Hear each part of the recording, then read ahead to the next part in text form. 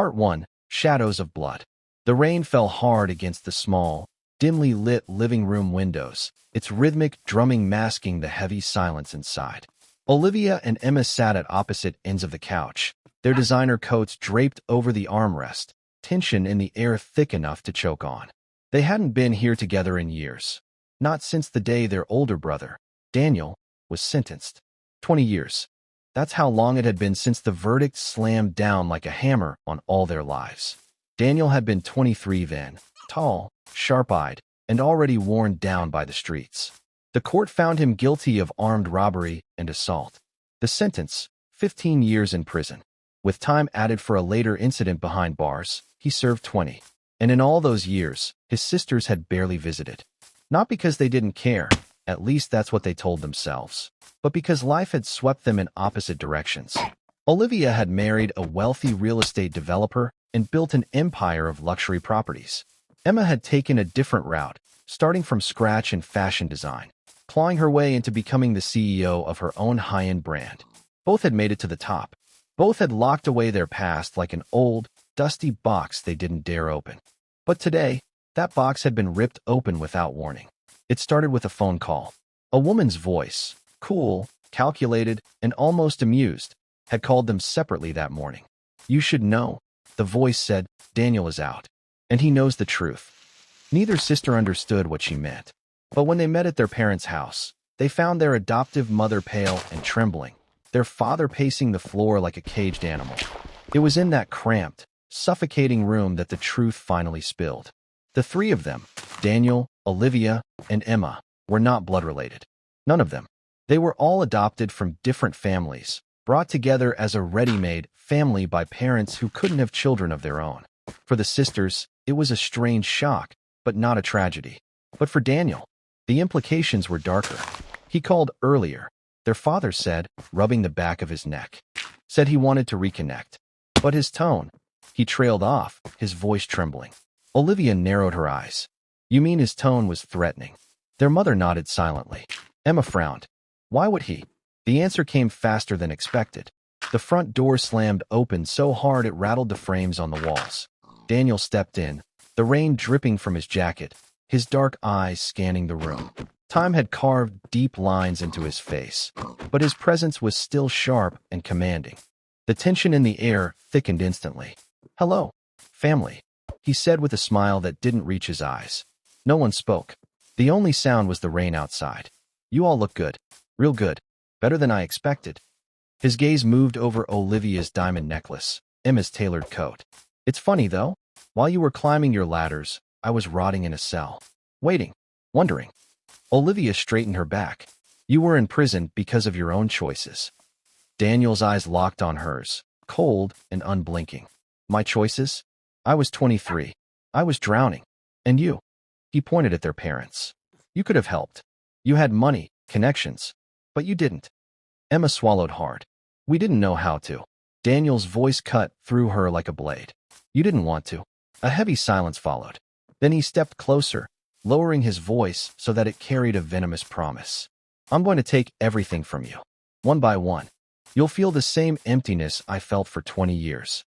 With that, he turned and walked out into the storm, leaving the door swinging in the wind. The sisters sat frozen. Their parents looked as if they had seen a ghost. Somewhere deep down, they all knew this was not just an empty threat.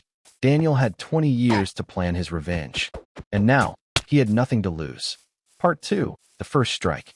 2 days later, Olivia's penthouse office in the heart of the city was unusually quiet. Her assistant, Claire, kept stealing glances at her phone, a frown forming with every buzz. Olivia was signing documents when Claire finally knocked lightly on the desk. "Ma'am, you should see this." Olivia took the phone, irritation flashing in her eyes. But the moment she saw the screen, her breath caught. A trending news alert blared in bold. Real estate mogul Olivia Grant accused of fraud and illegal property deals. The article was full of detailed accusations, supposedly backed by anonymous insider sources. Photographs of her luxury properties were plastered across the page, along with claims that she had bribed officials for zoning approvals. It read like a carefully crafted legal indictment. Olivia's first instinct was to call her lawyer.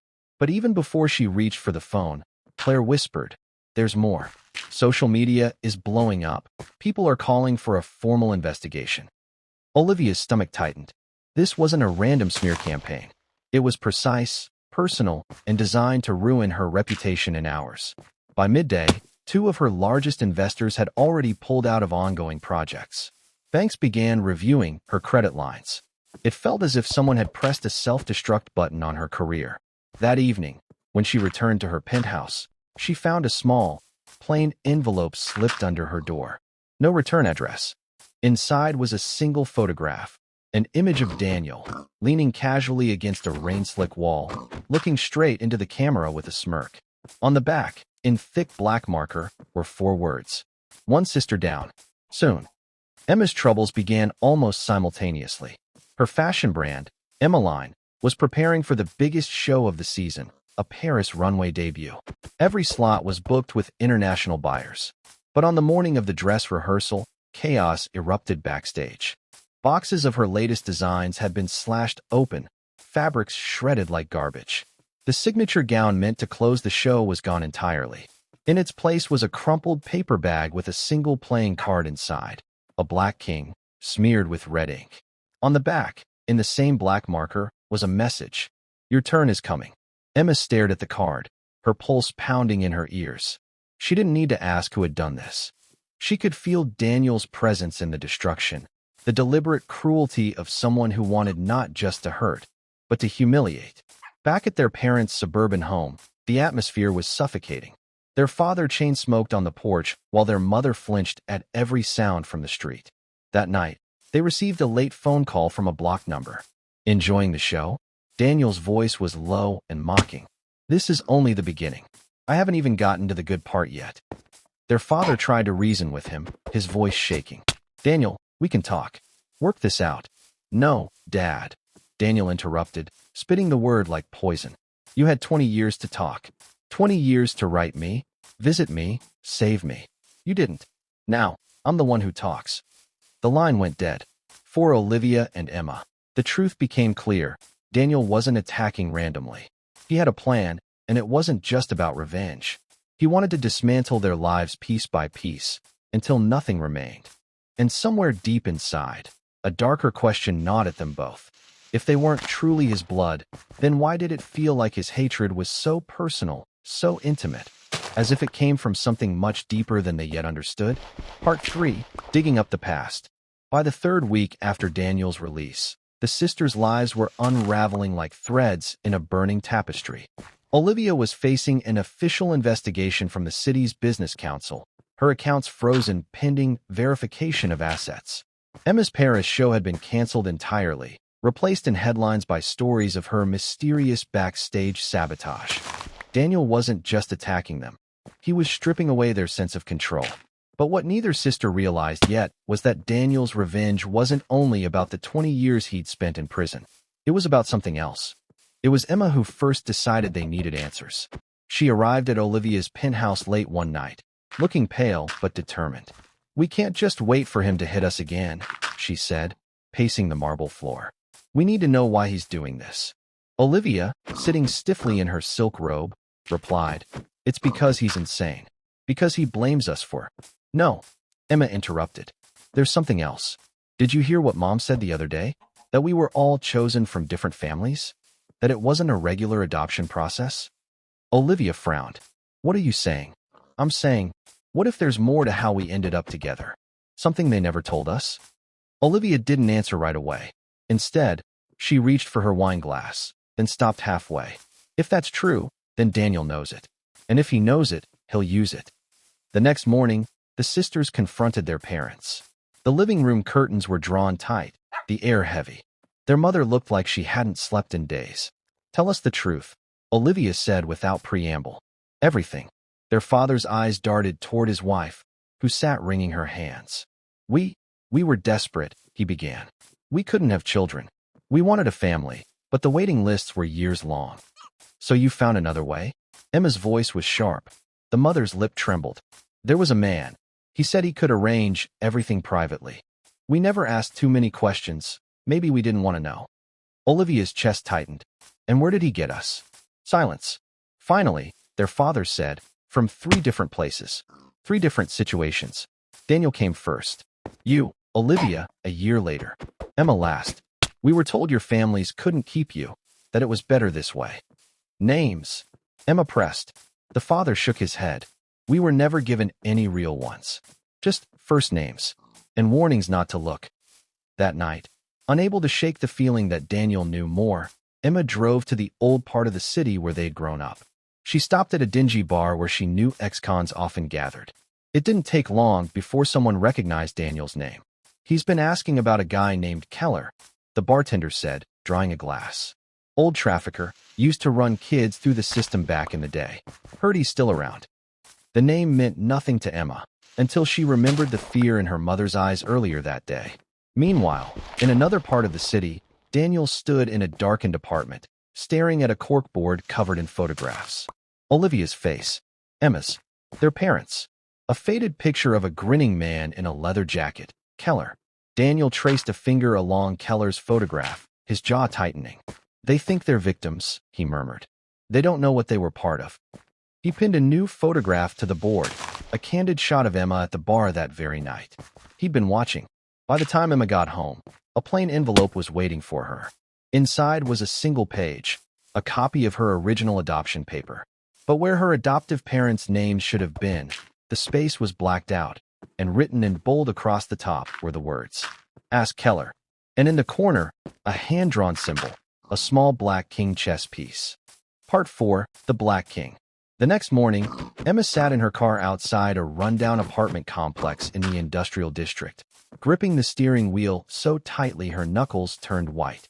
She'd gotten the address from the bartender, an old building where Keller was said to live under a fake name. She hadn't told Olivia. Not yet. Olivia was too tied up with lawyers, press statements, and the slow collapse of her empire to notice much else.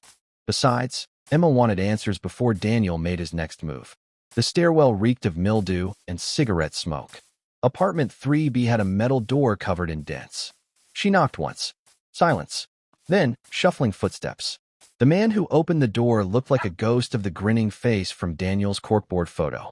His hair was thinning, his skin leathery, his eyes pale and sharp. Yeah, he rasped. I'm looking for Keller. No Keller here, he said, starting to shut the door. Emma wedged her foot in. Then why does that name show up on my adoption records? His gaze hardened. For a moment, she thought he'd slammed the door in her face, but instead, he opened it wider. You'd better come in before someone sees you. Inside, the apartment was a hoarder's den, stacks of yellowing newspapers, boxes of old files, and the smell of stale alcohol. Keller slumped into an armchair and lit a cigarette. You're one of the Grant kids, he said. Didn't think I'd see any of you again. One of us. Emma repeated. He exhaled smoke. Daniel, Olivia, you. All 3 of you came through me. Different families, different deals. Your parents were desperate. Paid good money to skip the red tape. Emma's stomach twisted. Where did you get us from? Keller's smile was slow and cruel. Some were abandoned. Some weren't. Sometimes the families didn't even know the kids were gone. Emma's breath caught. Are you saying? I'm saying not all of you were given away willingly. Her pulse thundered in her ears. Which one of us? Keller tapped, ash into an overflowing tray. Ask your brother. He's already figured it out. That's why he's angry. That evening, Emma returned to her apartment and found her front door ajar. She froze, heart hammering, before slowly stepping inside. The place was untouched, except for her kitchen table, where a velvet box sat waiting. Inside was her missing Paris show finale gown, perfectly intact. Draped across it was a Polaroid of Keller, lying face down in a pool of blood. On the back of the photo, written in thick black marker, no more middlemen. At the same time, Olivia received a different kind of gift. Her building's concierge delivered a small parcel with no return address. Inside was a flash drive. She hesitated, then plugged it into her laptop. A video began to play. It was security footage, grainy, from 20 years ago. A dim hospital corridor. 2 figures, a young nurse carrying a newborn, and a man in a leather jacket. Keller. The man handed the nurse a thick envelope. She handed him the baby. The timestamp matched the year Olivia was born. Olivia's throat tightened. That baby was her. But as the video continued, the camera caught something else. Daniel standing in the background, older than in the present footage should allow. Watching and smiling. That night, the sisters met in Olivia's penthouse. Emma threw the Polaroid on the table. Olivia played the video. The air between them was electric with fear. "He killed Keller," Emma whispered. "And he knows everything." Olivia's voice was ice. "Then we're next." Neither of them noticed the small black king chess piece sitting quietly on the balcony railing outside, placed there by a hand that had vanished into the night. Part 5, The Breaking Point. The storm hit just after midnight, rain hammering against the glass walls of Olivia's penthouse. Inside, the sisters sat in tense silence, both too shaken to sleep. Every shadow outside looked like a figure. Every creak of the building sounded like footsteps. Olivia poured herself a glass of whiskey and stared out over the city. "We need to disappear for a while," she said finally. "Lay low until he—" A sudden pop shattered the moment. The whiskey glass exploded in her hand, shards cutting her palm. The sound of gunfire echoed through the room. "Down!" Emma screamed, diving behind the couch. Olivia followed, blood dripping from her fingers. More shots rang out, cracking through the glass wall. A bullet embedded itself in the marble countertop, sending splinters flying. Then, silence. The sisters stayed frozen for several seconds before a phone rang. Not theirs. The sound was coming from the balcony. Against every instinct, Olivia crawled toward the sliding door and peered out. Her heart lurched. A phone sat on the railing, screen glowing with an incoming call from unknown. Below it, the small black king chess piece gleamed under the rain. Olivia answered with shaking hands. Daniel's voice came through, calm and almost cheerful. "Just wanted to remind you I can reach you anytime, anywhere. You're never safe." The line went dead. The police arrived minutes later, but Daniel was long gone. The balcony camera feed had been wiped clean. "This is escalating," the detective said grimly. "He's not just trying to scare you anymore. He's sending a message." Emma shot back. "You think we didn't notice?" The next day, the sisters finally decided to dig deeper into their past. Olivia contacted a private investigator she'd used in her real estate dealings, a man who owed her a favor. She gave him Keller's name, the adoption dates, and a single instruction: find the original records. 3 days later, he called with news. "You're not going to like what I found," he said. "2 of you were taken from hospitals as newborns. The third," he hesitated. "The third was reported missing at age 5. Never found." Olivia's grip on the phone tightened. "Which one?" "That would be Daniel." Emma's hands trembled when Olivia told her. "So he remembers his real family. Maybe that's why he hates us so much, because he knows he was stolen." Olivia shook her head slowly. "It's not just hate. This is personal. He thinks we were part of it." "But we were just kids," Emma argued. "Doesn't matter to him." That night, Olivia received another flash drive. This time, the video was newer, just a week old. It showed a man and a woman in their 60s, living in a small rural house. They were labeled in the file as Michael and Rose Hale. Under the video was a single sentence: "My real parents. Yours did this." Meanwhile, Emma was walking to her car after a late meeting when she noticed the driver's side door slightly open.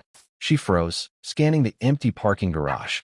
Inside, the car was untouched, except for the passenger seat, where a folded piece of paper waited. It read, "The past is coming for all of us. Meet me tomorrow. Alone." No name. But at the bottom, in small writing, Black King. Emma knew exactly who it was from, but the word alone made her stomach twist. For the first time, she wondered if meeting Daniel might be the only way to stop this, or if it would be walking straight into the trap he'd been building all along. Part 6. Face to Face. The meeting place was a derelict train station on the city's outskirts, abandoned for decades. Rusting rails stretched into the fog, and the skeletal remains of benches sat under a roof riddled with holes. Emma arrived just after sunset, her heart pounding so loudly it felt like part of the wind. She wore no jewelry, no purse, nothing Daniel could take as a trophy. For 20 minutes, there was nothing but silence and the occasional drip of water from the cracked ceiling. Then she heard footsteps. Daniel emerged from the shadows, dressed in a black coat, rain glistening on his shoulders. His smile was slow, deliberate. "Brave of you to come alone," he said. "Or stupid." Emma swallowed hard. "You wanted to talk. I'm here. Say whatever you came to say." He circled her like a predator, his eyes scanning every twitch of her expression. "You've been digging." Keller. Adoption papers. The truth about me. Emma kept her voice steady. You were taken from your real family. I'm sorry, but we had nothing to do with it. Daniel's laugh was sharp, bitter. Nothing to do with it? You lived my life. My place. While I grew up in hell, you had birthdays, vacations, safety. They bought me like a piece of furniture. And when I got older, they threw me away. They didn't throw you away. They left me to rot. Daniel's voice rose, echoing through the empty station. I wrote letters from prison. I begged for help. They ignored me. You ignored me. Emma's hands curled into fists. I was a kid, Daniel. I didn't understand what was happening to you. He stepped closer until their faces were inches apart. Maybe, but now you do. And now you're going to feel it. Before she could react, Daniel tossed a folder at her feet. Inside were photographs of Michael and Rose Hale, his real parents, crying on a porch as police officers stood nearby. They thought I was dead, he said, his voice dropping to a cold whisper. And I thought they'd abandoned me. 20 years of hate. Do you know what that does to someone? Emma's throat tightened. Why not go to them now? Rebuild your life? Because before I start over, Daniel said, turning away, I have to burn the past to the ground. Back at Olivia's penthouse, the tension was unbearable. The private investigator had sent her another report, one that made her blood run cold. The file revealed that Daniel's kidnapping hadn't been random. Michael and Rose Hale had been whistleblowers in a trafficking investigation, and someone had taken Daniel as a warning. That someone had been connected to Keller and paid by the Grants. Her parents. Olivia felt the room tilt. Her whole life had been built on a crime. At the train station, Daniel paused at the edge of the platform. I'm going to give you one chance, Emma. Leave the city. Take Olivia. Don't come back. Emma shook her head. You're not going to scare us out of our own lives. Daniel smirked. Then I'll just take them from you, piece by piece. He walked away into the fog, leaving Emma standing alone, the folder still open at her feet. She knew then, the next move he made wouldn't just be to ruin them. It would be to destroy them completely. Part 7. Checkmate. The city was silent under a blanket of fog the night Daniel made his final move. Olivia sat in her penthouse, every light on, waiting. Emma was there too, pacing like a caged animal. The truth about their adoptions had changed everything. They'd confronted their parents earlier that day, demanded an explanation. But the only thing they'd gotten in return was silence. Their father stared at the floor. Their mother cried, but said nothing. It was then Olivia realized the guilt was real. They had known. At exactly midnight, the power went out. The penthouse went black except for the faint city glow filtering through the windows. From somewhere in the building came the unmistakable sound of an emergency door alarm. Then footsteps. Slow, deliberate. Emma grabbed the kitchen knife she'd kept nearby for days. Olivia moved toward the panic button by the elevator, but before she could reach it, the balcony door slid open. Daniel stepped inside. His presence filled the room like a shadow come to life. No more games, Olivia said, her voice tight. Daniel ignored her, tossing something onto the floor. It was a USB drive. Everything's on there. Proof of what your parents did. How they paid Keller to take me. How they covered it up for decades. Emma's grip tightened on the knife. Why give this to us? Because you're going to watch everything fall apart, Daniel said. Your parents will be ruined. Their names destroyed. And you'll lose everything you've built because of them. Then came the sound of shattering glass from the other room. Daniel's eyes narrowed. You called someone? Before they could answer, a flashlight beam cut through the darkness. Police stormed in, weapons raised. Daniel Hale, drop your weapon. Daniel lifted his hand slowly.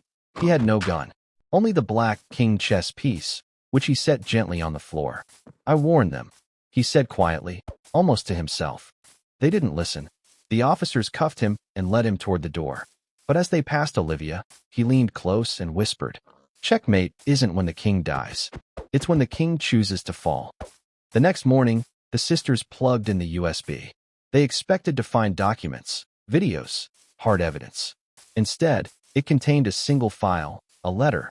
Emma, Olivia, if you're reading this, I've already won. The police will find nothing that sticks to me. But you'll never look at your parents the same way again. Every success you've had will feel dirty. Every time you see their faces, you'll wonder if the blood on their hands is on yours too. I don't need to kill you. I just needed to make sure you could never live in peace. Daniel. Weeks later, Daniel was released, lack of evidence. The sisters never saw him again. But sometimes, late at night, Olivia would find a small black king chess piece left on her balcony railing. And Emma swore she saw him in a crowd once, smiling as if the game was still being played. Because in a way it was.